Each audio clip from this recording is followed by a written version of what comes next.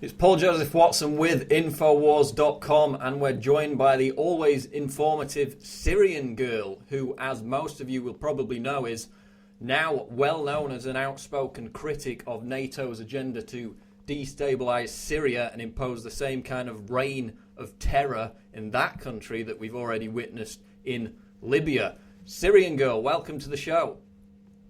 Thanks, Paul. I'm glad to be here.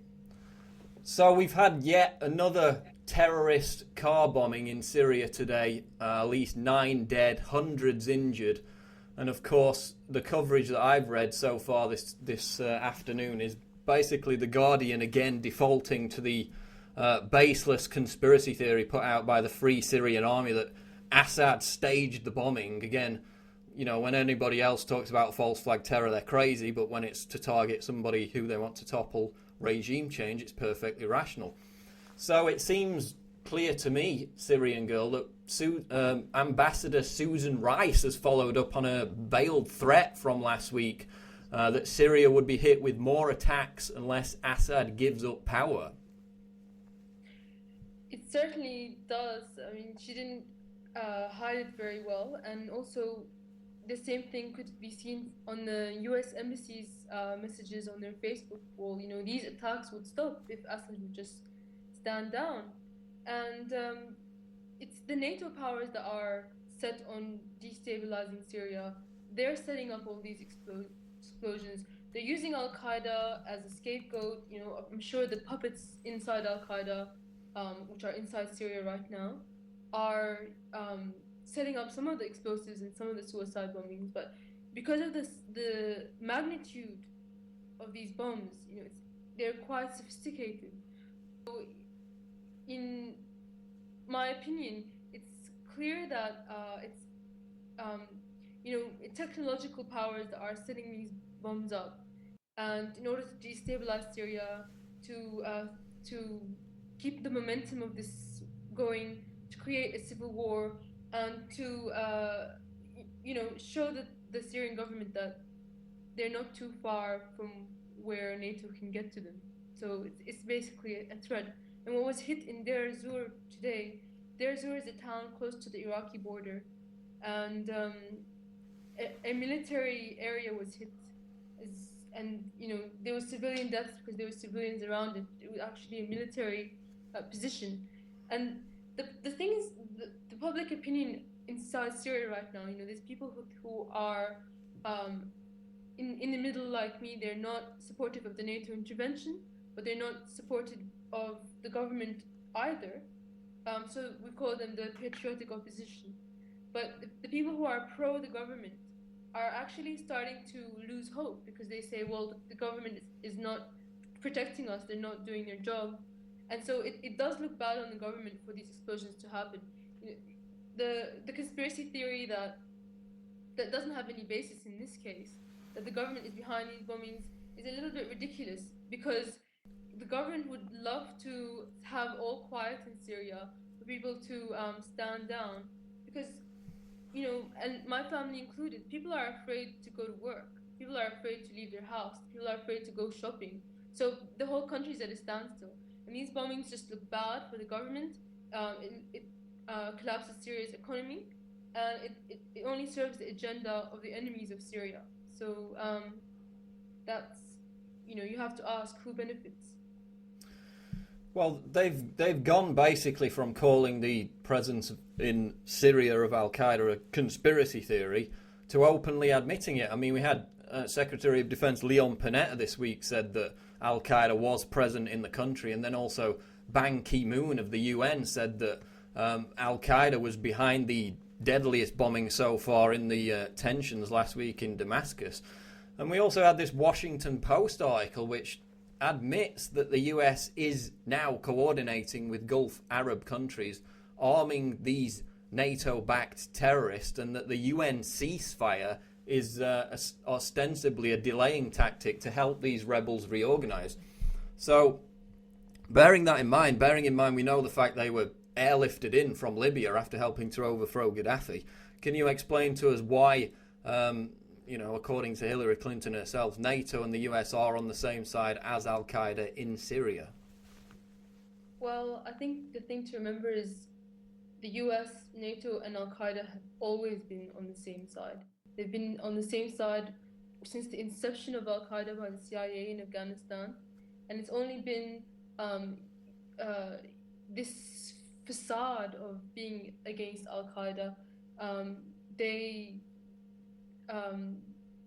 served Al Qaeda has served the U.S. agenda for the U.S. government's agenda for creating more wars ever since it began. If you look at everything it's ever done, you know, except for the supposed attack against the World Trade Centers on 9/11, supposedly that was conducted by Al Qaeda. They've been attacking all these Muslim targets, and in every country they've been in, America has either used them as an excuse to attack or used them as a tool to destabilize and create civil war. So we saw that in Iraq, we saw that in Libya, and we're seeing that again in Syria. And you know, Al Qaeda itself, the structure of it, the people at the top are controlled by the secret intelligence agencies of these NATO countries, Britain and the US in particular. And we saw that recently when they busted one of their own guys. It's happened a lot, you know, over the last decade. They continuously bust their own supposed Al Qaeda leader, and he turns out to be an agent of the CIA.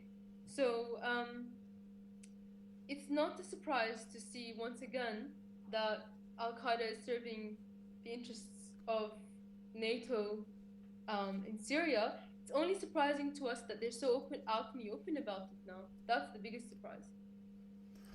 So, quick question. How do you respond to those who charge you with being a witting or unwitting propaganda mouthpiece for the Assad regime?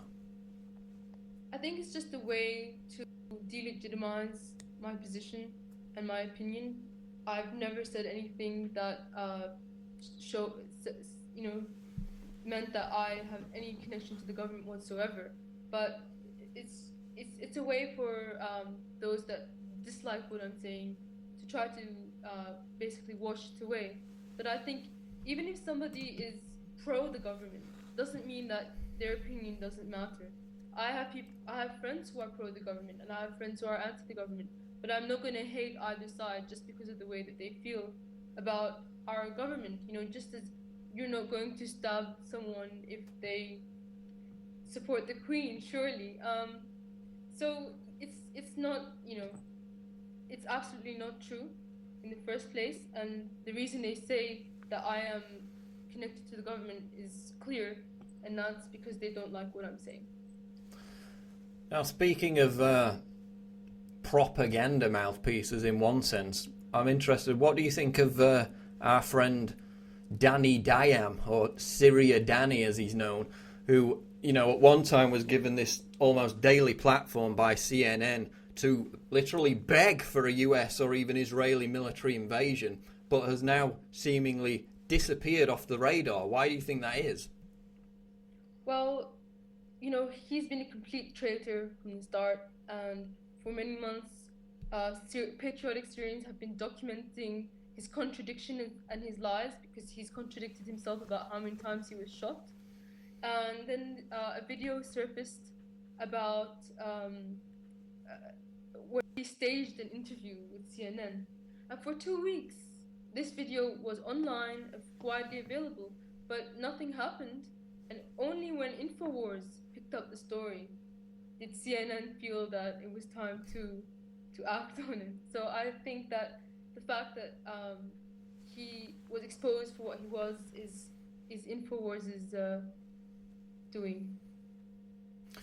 Well, you know, hey, Syrian state media uses our footage, but, you know, it's no worse than CNN and BBC and the likes. I mean, they're openly state media, and they carry the official propaganda line of their host countries. So it's really, when people talk disparagingly about, you know, state media, yeah, it's not going to be 100% accurate, but don't assume for a second that that means the likes of CNN or the BBC are, because they're no better than state media, which is why we have a burgeoning alternative media, and that's why CNN's ratings are down at the lowest in 15 years, despite the fact that the whole world's on fire and there's never been more of an interest in news. But their ratings are down at the bottom of the barrel because alternative media is exploding.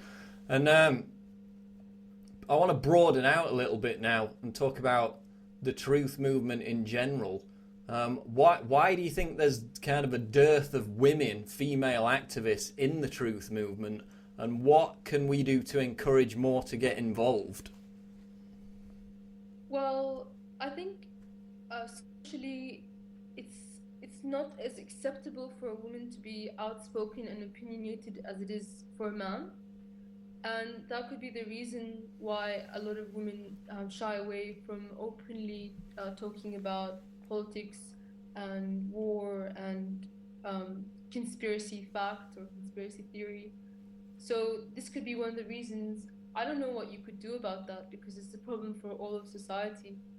And I guess maybe it's a cyclic thing. The more women participate, the more acceptable it will become, and perhaps then more women will participate. So again, just focusing back on the general picture in the Middle East, I mean, as an Arab woman, what's your view of the Arab Spring in general? Are we talking about a completely manufactured movement, or do you have to make different judgments for different particular countries? Many people said the Egyptian Arab Spring was genuine grassroots, whereas in places like Libya and Syria, it's obviously not. But what's your view on it? Do you see it as entirely contrived, or do you have to make a distinction between the countries? Well, it's difficult to gauge and it's not black and white. So I'm gonna talk about specifics. For the most part, I think it's contrived. I think in the first place, though, there was a drive for revolution in the Middle East. People have had, for a long time, the same people in power, and there has been poverty. So there's a reason for it. There's some gunpowder, but where did the trigger come from, and why now? Why, when the euro is going down, and there's an economic need for war, unfortunately, because of the world that we live in, the economy seems to thrive on weapons sales and production. So, if you look at the revolutions up until and including Egypt and Syria, they've been the governments that are being installed are more of an Islamic basis, and all of these secular governments are being targeted, like in Libya, Syria, and previously Iraq. So maybe there's a new plan for the Middle East to carve it out differently. I heard there's talk of dividing Libya, just as Sudan was divided, and a long time ago. So we heard Iraq was almost going to be divided into threes: Kurdistan, Sunni center, and Shia south. So perhaps I think that there's someone out there with a plan for how they want to shape the Middle East, and this is a part of that plan, and they're feeding off the desire for change in these countries. And in Libya's case, that desire for change wasn't as present as it was in Egypt. In Egypt, you could say that was more of a grassroots movement because there wasn't an armed insurgency. It was more like a civilian sort of attack, and then the army took over. So some might argue that in Egypt's case, it was a revolution that was hijacked. Some might argue that in the first place, the revolution was instigated because Mubarak was going to die.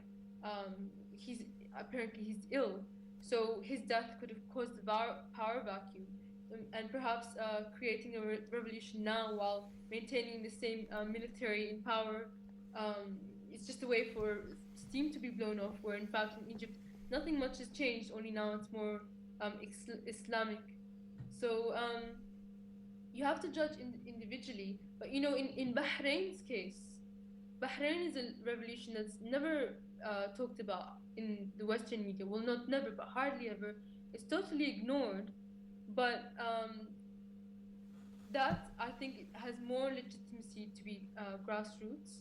but Saudi Arabia has occupied Bahrain in order to control that. But you don't hear about that in the media. All you hear about in Western media is Syria, because it's in the West's agenda to regime change in Syria. So it's hard to talk about where does the grassroots begin and the foreign influence end. But in each country, that's a different case.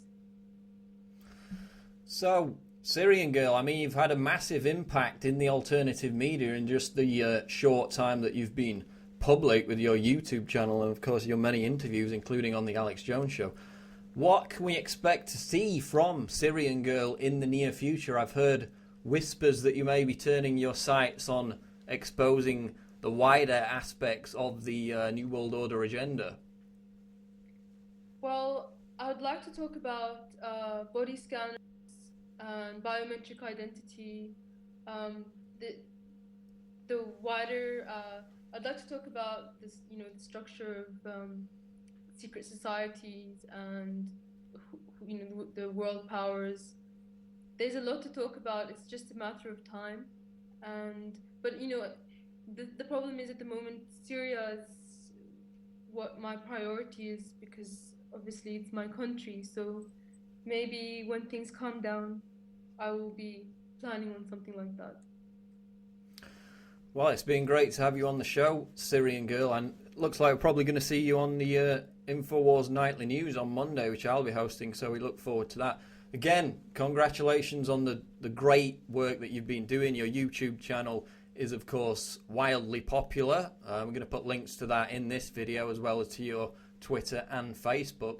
So, Syrian Girl, thanks for the time. We really appreciate it. Thanks a lot, Paul.